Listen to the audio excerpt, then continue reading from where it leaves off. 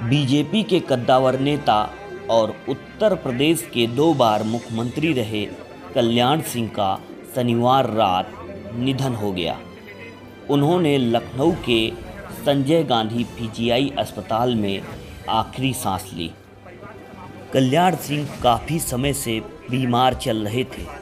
लंबी बीमारी के चलते उनके शरीर के कई अंगों ने काम करना बंद कर दिया था। उनके निधन की खबर से भारतीय जनता पार्टी में शोक की लहर दौड़ गई।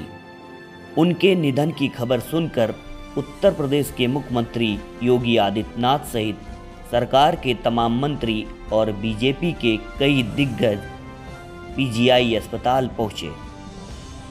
सुबह होते ही प्रधानमंत्री नरेंद्र मोदी सहित बीजेपी अध्यक्ष जेपी नड्डा भी लखनऊ पहुंचे और उनको श्रद्धांजलि दी।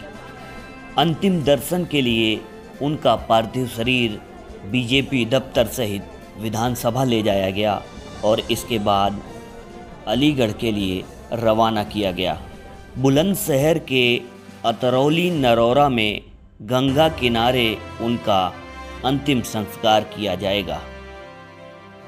कल्याण सिंह के जीवन से जुड़े कुछ अहम पहलुओं के बारे में आपको बताते हैं। कल्याण सिंह बचपन से ही राजनीति में लगाव रखते थे। अपने स्कूल और कॉलेज के समय में भी राजनीतिक कार्यक्रमों में उनकी हिस्सेदारी हुआ करती थी। भारतीय जनसंघ के कार्यकर्ता के रूप में उन्होंने जल्द ही अपना नाम बना लिया था और 1967 में हुए चुनाव में जनसंघ के टिकट पर अतरौली विधानसभा से चुनाव लड़ा और जीत भी हासिल की। पिछड़ी जाति से होने के बावजूद वह तेजी से हिंदूवादी नेता के तौर पर पहचाने जाने लगे थे। 1977 के आपातकाल के बाद उन्होंने अपने क्षेत्र में एक मजबूत पकड़ बनाई और लगातार जीत हासिल करते गए। 3 बार विधायक बनने के बाद 1991 में पहली बार कल्याण सिंह मुख्यमंत्री बने।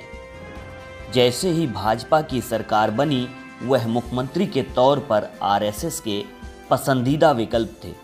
अयोध्या आंदोलन ने बीजेपी के कई नेताओं को देश की राजनीति में एक अलग पहचान दी, लेकिन राम मंदिर के लिए सबसे बड़ी कुर्बानी अगर किसी ने दी तो वो थे कल्याण सिंह। बीजेपी के वे इकलौते कद्दावर नेता थे जिन्होंने 6 दिसंबर 1992 में अयोध्या में बाबरी विध्वंस के बाद अपनी सत्ता की बलि चढ़ा दी थी। कल्याण सिंह ने राम मंदिर के लिए सत्ता ही नहीं गंवाई, बल्कि इस मामले में सजा पाने वाले भी वो एकमात्र शख्स थे। अटल बिहारी वाजपेयी के बाद कल्याण सिंह एकमात्र ऐसे नेता थे जिनको सुनने के लिए लोग बेताब रहते थे।